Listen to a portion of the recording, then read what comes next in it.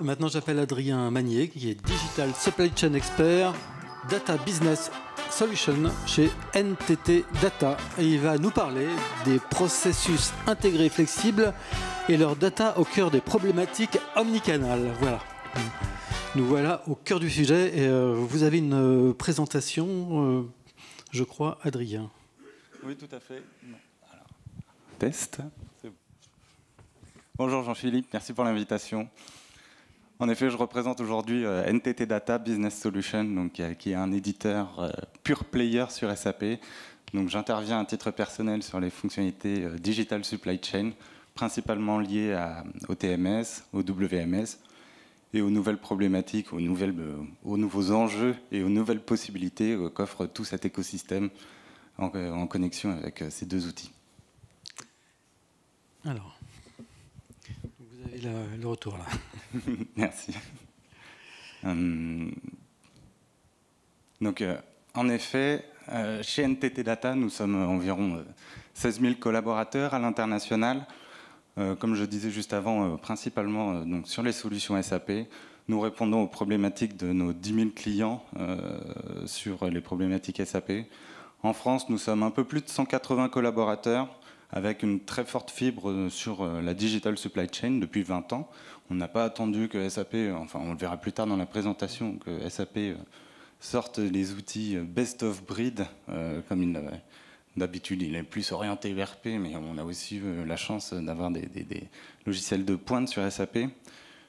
Donc une forte fibre sur ces différents modules qui nous ont permis, en tant qu'intégrateur, d'être reconnus par l'éditeur, par SAP, 4 fois concernant du coup les awards sur la Digital Supply Chain, et donc d'être Platinum Member, à la fois pour avoir des canaux de communication privilégiés, nous directement avec l'éditeur, mais aussi d'en faire bénéficier nos clients.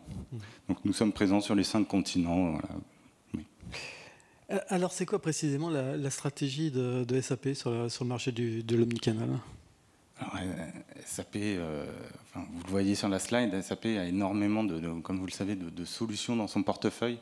Il va de soi qu'on ne va pas pouvoir parler de l'ensemble de la stratégie de SAP pour couvrir ces problématiques omnicanales. Il y a par exemple des solutions orientées autour de l'e-commerce proposées par SAP, totalement intégrées avec l'écosystème naturellement. Il y a comme dans son portefeuille des solutions telles que le CRM aussi, bien entendu. Voilà. Donc SAP, au cours de ces 10 dernières années, avec l'avènement de ce qu'on appelle le S/4HANA, qui est une technologie disruptive pour pouvoir gérer les enjeux informatiques, où on est passé d'une base de données ROM à une base de données RAM pour avoir beaucoup plus de flexibilité, de rapidité. Donc avec cet avènement de S/4HANA, SAP a aussi voulu mettre en avant une stratégie, le concept d'entreprise intelligente, que vous voyez du coup sur la slide.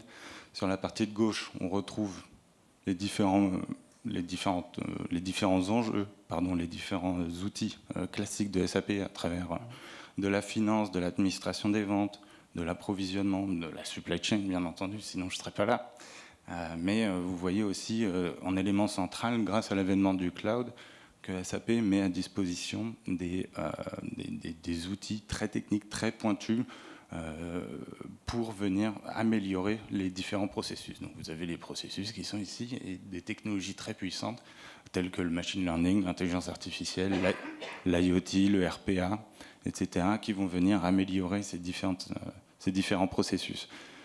En plus de cela, SAP, depuis maintenant 2-3 ans, a fait l'acquisition de Qualtrics, qui est du coup un éditeur américain qui permet d'aller plus loin dans l'analyse de la donnée, de ne pas uniquement avoir de la donnée opérationnelle, comme on peut l'avoir classiquement sur la supply chain, même si la donnée opérationnelle permet de faire du prédictif, etc.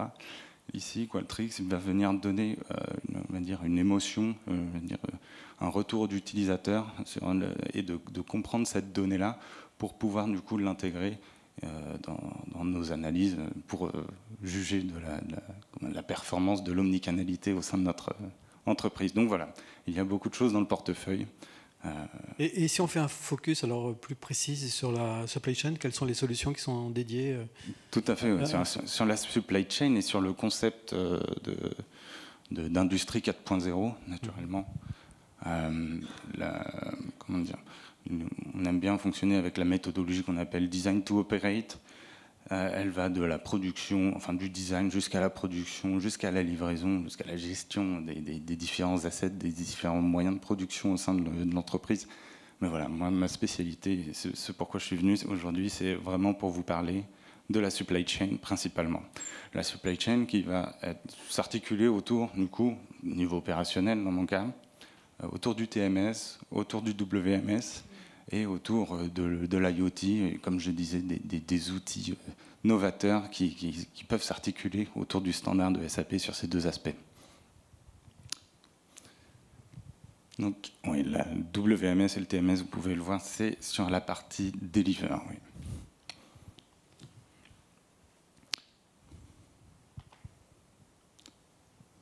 Alors, oui, c'est tout. Peut-être slide suivante, si vous oui. voulez. Non, la question c'était pourquoi, alors justement, SAP NTT Data, NTT Data qui est un partenaire de SAP historique, enfin je ne sais pas si on peut dire, vous êtes l'intégrateur le premier intégrateur de SAP. C'est gentil, mais c'est peut-être un peu prétentieux. En tout cas sur la partie supply, en tous les cas, non ? Sur la supply chain, en effet, on s'est positionné très tôt. Très tôt. Ça fait plus de 12 ans ça fait 15 ans que le TMS et le WMS de SAP, que je vais présenter très rapidement juste après, ont été lancés, ont été mis à disposition des clients. Et donc ça fait quasiment autant de temps que l'on travaille sur ces solutions, bien avant tout le monde. Donc bien entendu, on a développé de l'expertise et maintenant on peut aller plus loin que dans sa simple implémentation. Et d'ailleurs, c'est la vocation de notre cabinet, c'est aussi de faire du conseil. Vous êtes un peu le bras armé de SAP sur ces questions-là. Ouais. On collabore bien. En tout cas. Donc, vous voyez sur l'écran, je vais passer rapidement sur une présentation de SAP TM, qui est donc le TMS de SAP.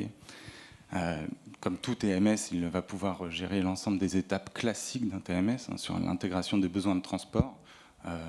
Ça peut être, bien entendu, n'oubliez pas que c'est un logiciel initialement best of breed, donc, ce qui veut dire qu'il est agnostique. Il peut fonctionner avec d'autres outils que SAP, même si l'intérêt d'avoir SAP, c'est de pouvoir intégrer tout ça très facilement, de pouvoir accélérer les projets.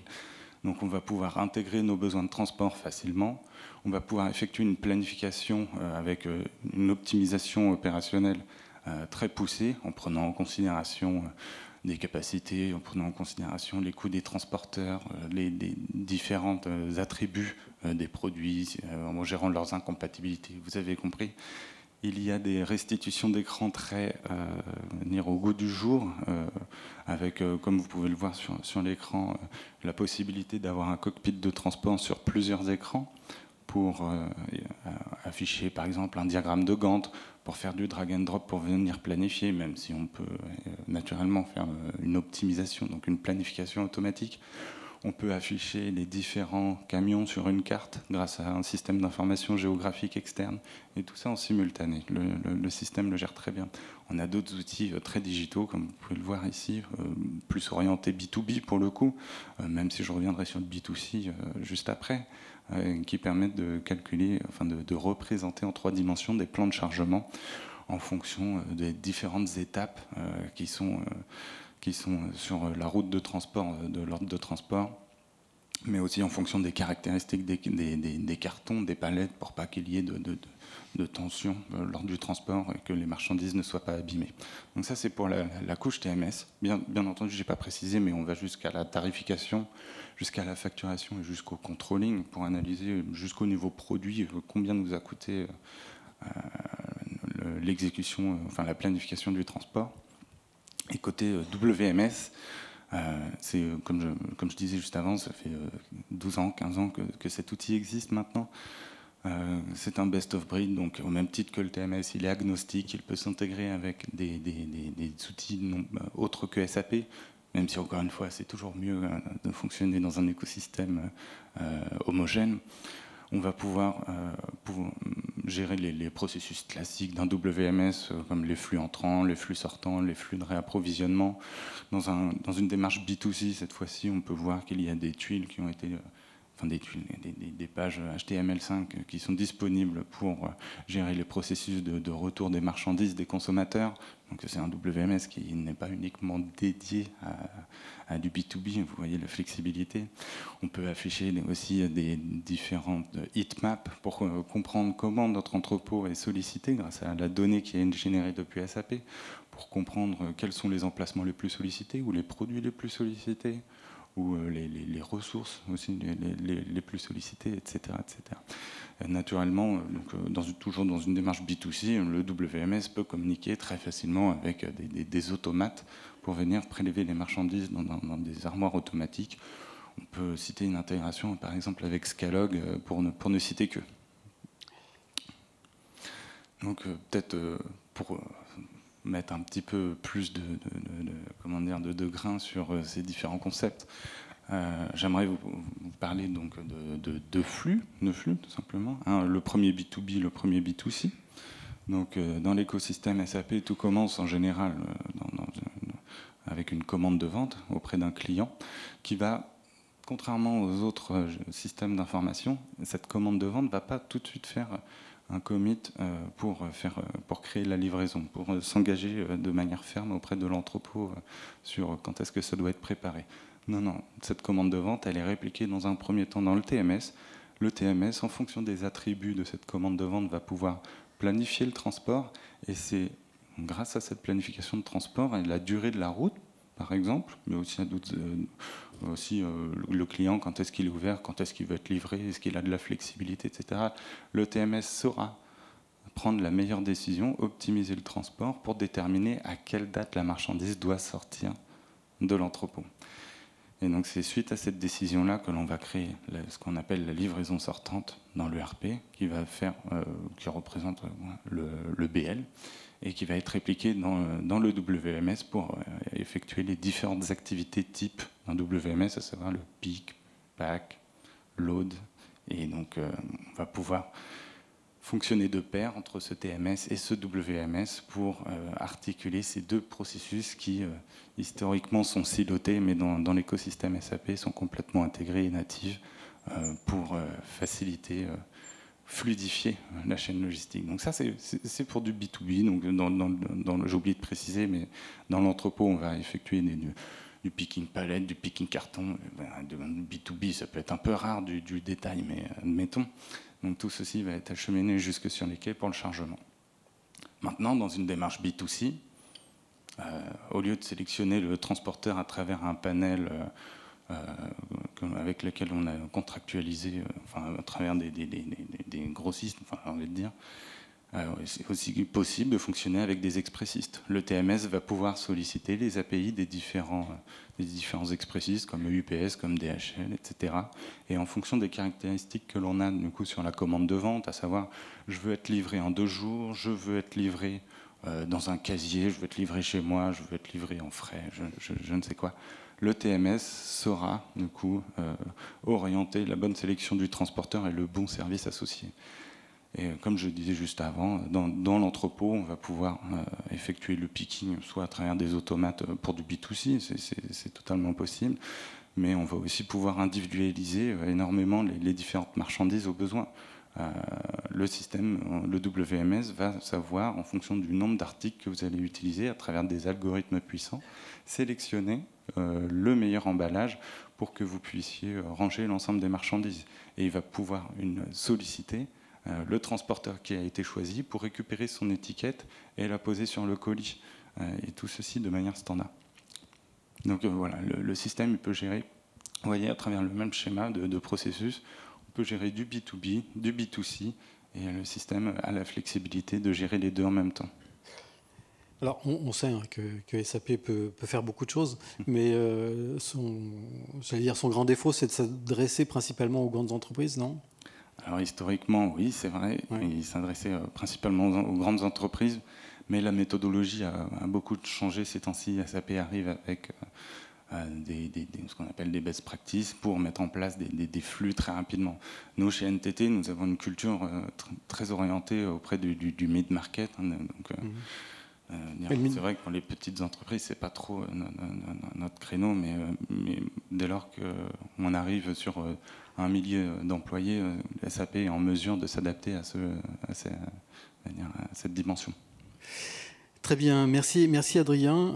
On va peut-être passer à la pause maintenant parce qu'il est l'heure. Néanmoins, je signale que vous êtes partenaire de cette journée, donc vous avez un stand à l'étage. Donc si on veut vous poser des questions, on peut venir vous rencontrer. Tout à fait, et dialoguer avec vous sur le stand. Merci Adrien. Merci. Bonne journée.